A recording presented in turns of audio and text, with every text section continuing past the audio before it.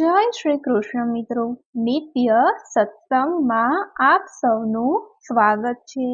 આજે આપણે સાંભળીશું શ્રી હનુમાન કવચનો પાઠ ગુજરાતીમાં। જો આ વિડીયો તમને પસંદ પડે તો લાઈક અને શેર કરી ચેનલને સબસ્ક્રાઇબ જરૂરથી કરજો। હનુમાન કવચનો પાઠ કરવા માટે કોઈ પણ વિશેષ પૂજા કે અનુષ્ઠાનની જરૂર નથી। આ પાઠ કોઈ પણ વ્યક્તિ તેના ઘરના મંદિરમાં બેસીને વાંચી શકે છે। આ પાઠનો નિયમિત અભ્યાસ કરવાથી વ્યક્તિ ઉપર ભગવાન હનુમાનની કૃપા પ્રાપ્ત થાય છે અને જીવનમાં સુખ અને શાંતિ મળે છે। હનુમાન કવચનો પાઠ કરવાથી શત્રુ, દુષ્ટ શક્તિઓ અને નકારાત્મક ઉર્જાઓથી રક્ષણ પ્રાપ્ત થાય છે। આ પાઠ નિયમિત કરવાથી માનસિક શાંતિ અને ખુશીઓ પ્રાપ્ત થાય છે। હનુમાન કવચનો પાઠ કરવાથી વ્યક્તિને શારીરિક શક્તિ અને સ્વાસ્થ્ય પ્રાપ્ત થાય છે। હનુમાન કવચનો પાઠ કરવાથી ભય અને ચિંતામાંથી મુક્તિ મળે છે। આ પાઠ નિયમિત રૂપે કરવાથી વ્યક્તિની તમામ પ્રકારની મનોકામનાઓ પૂર્ણ થાય છે। હનુમાન કવચનો પાઠ કરતા પહેલા સ્નાન અને સાફ સુથરા કપડાં પહેરવા જોઈએ। ત્યારબાદ શાંત અને સ્વચ્છ સ્થાન ઉપર બેસવું જોઈએ। હનુમાનજીની મૂર્તિ કે ફોટો સામે બેસીને આ પાઠ કરવો જોઈએ। પાઠ કરતા સમયે મનને શાંત અને એકાગ્ર રાખવું જોઈએ। તો હવે આપણે સાંભળીએ શ્રી હનુમાનજી કવચનો પાઠ। મહાન શક્તિશાળી અને બળવાન એવા હનુમાનજીની નમસ્કાર છે। ઐશ્વર્યવાન ભૂત પિશાચ, શાકિની, ડાકિની, પૂતના, મારી, મહામારી, યક્ષ, રાક્ષસ, ભૈરવ, વેતાળ, ગ્રહ, રાક્ષસ, કુળ કે પ્રતિકૂળ ગ્રહ વગેરે તમામના ભયને તત્કાળ નષ્ટ કરનાર, બાધાઓને દૂર કરનાર, ઉચિત અંકુશ લગાવનાર, મહામહિમ એવા ભગવાન શંકરના 11માં રુદ્ર રૂપા એવા શ્રી હનુમાનજીને વારંવાર નમસ્કાર છે। પૂર્વ દિશા તરફથી હનુમાન રક્ષા કરે, દક્ષિણ દિશા તરફથી પવનદેવના પુત્ર રક્ષા કરે, પશ્ચિમ દિશામાં સમુદ્ર ઓળંગી જનાર તથા રાક્ષસોનો સંહાર કરનાર હનુમાનજી મારી રક્ષા કરે। આકાશ માર્ગમાં ગમન કરનાર કેસરીજીના પ્રિય પુત્ર ઉત્તરમાં મારી રક્ષા કરે। નીચેની તરફ ભગવાન શ્રી વિષ્ણુજીના ભક્ત તથા મધ્ય તરફ પવન પુત્ર મારી રક્ષા કરે। પિતા માતાની ચિંતાને દૂર કરનાર અન્ય દિશાઓમાં મારી રક્ષા કરે। લંકાને પૂર્ણપણે બાળનાર હનુમાનજી હંમેશા બધી વિપત્તિઓથી મારી રક્ષા કરે। વાનરરાજ સુગ્રીવના સલાહકાર સહયોગી વાયુના પુત્ર હનુમાનજી અમારા મસ્તકની રક્ષા કરો। મહાબળશાળી પરાક્રમી યોદ્ધા અમારી બંને ભ્રમરોની ભવાની મધ્યે રક્ષા કરો। સમુદ્રની વચ્ચે રહીને આકાશમાં જાણી પ્રાણીઓના પડછાયાને ભક્ષણ કરનારી, રાક્ષસીનો નાશ કરનાર વાનરોના રાજા હનુમાનજી અમારી બંને આંખોની રક્ષા કરો। ભગવાન શ્રીરામના અનન્ય સેવક હનુમાનજી મારા બંને ગાલોની તથા કર્ણપટીઓની રક્ષા કરો। અંજનીજીના પુત્ર હનુમાનજી મારા નાકના અગ્રભાગની તથા વાનરોના રાજા હનુમાનજી મારા મુખની રક્ષા કરે। ભગવાન રુદ્રના પ્રિય તથા ભગવાન રુદ્ર જેમની પ્રિય છે એવા શ્રી રામના વહાલા પ્રિય હનુમાનજી વાણીની તથા ભૂરા પીળા નેત્રવાળા હનુમાનજી મારી જીભની રક્ષા કરો। પાંડુપુત્ર અર્જુનના ઇષ્ટદેવ પૂજ્ય હનુમાનજી મારા દાંતોની રક્ષા કરો તથા દૈત્યોના પ્રાણ હરનાર મારી હડપચીની રક્ષા કરો। દાનવોના શત્રુ વાયુપુત્ર ગળાની રક્ષા કરો તથા દેવતાઓ દ્વારા પૂજિત હનુમાનજી મારા બંને ખંભાની રક્ષા કરો। મહાતેજસ્વી હનુમાનજી મારા બંને ભુજાઓની રક્ષા કરો।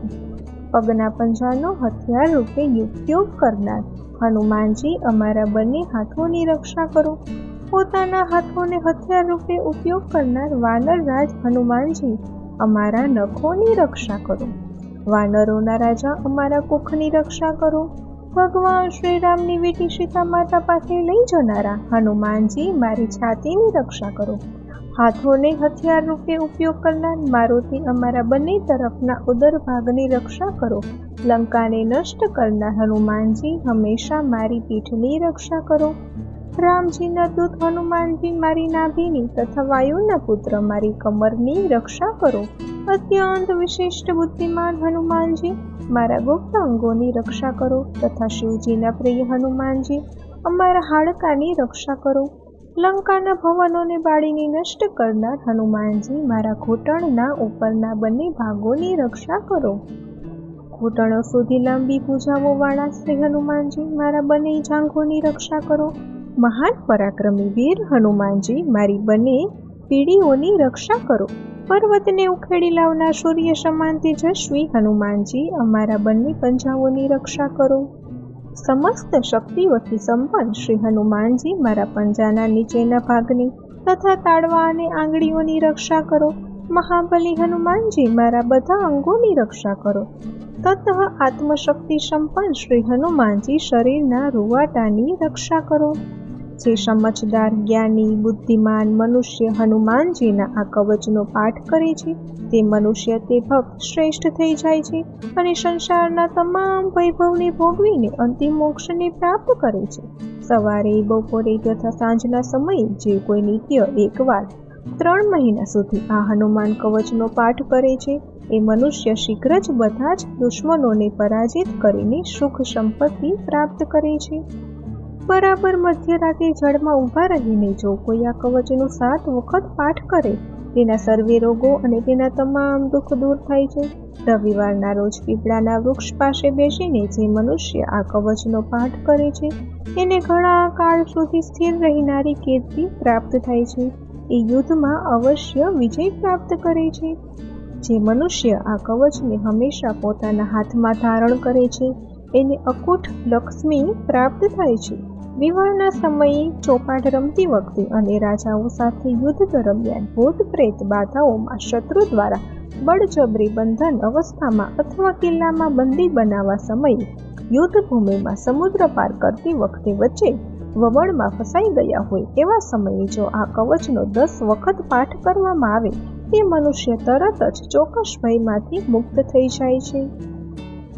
જે અલ્પાહારી એટલે કે દિવસમાં થોડું જ એટલે કે એક જ વખત ભોજન લેનાર છે પોતાની ઇન્દ્રિયો પર કાબુ રાખનાર મનુષ્ય જો રાત્રે 10 વખત આ કવચનો પાઠ કરે તે વ્યક્તિ સંસારમાં વિજય પ્રાપ્ત કરી લે છે અને મનુષ્યોમાં રાજાની જેમ સન્માનિત થાય છે. અત્યંત ખૂંખાર સિંહ વાઘ વગેરે જેવા પ્રાણીઓનો ભય તથા બાણો વગેરે જેવા અન્ય શસ્ત્રોના પ્રહાર સમયે પણ જો આ કવચને ધારણ કરવામાં આવે તો તે મનુષ્યની આ કવચ જરૂર રક્ષા કરે છે.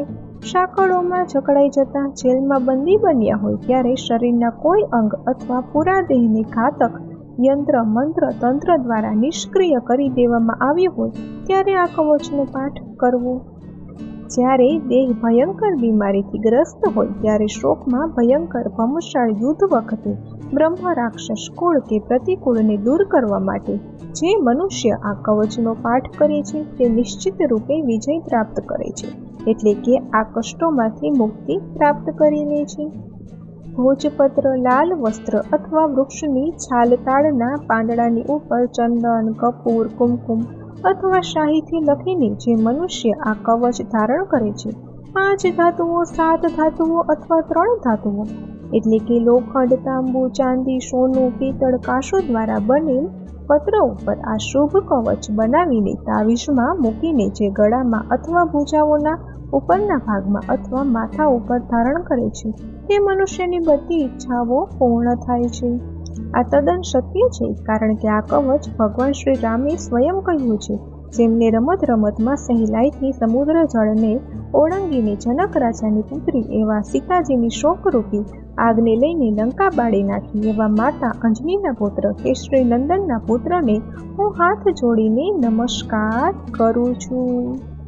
તો મિત્રો, આ હતો શ્રી હનુમાન કવચનો પાઠ તથા તેની ફળશ્રુતિ. જો આ માહિતી તમને પસંદ પડી હોય તો વિડીયોને લાઈક અને શેર કરી ચેનલને સબસ્ક્રાઈબ જરૂરથી કરજો. જય શ્રી કૃષ્ણ.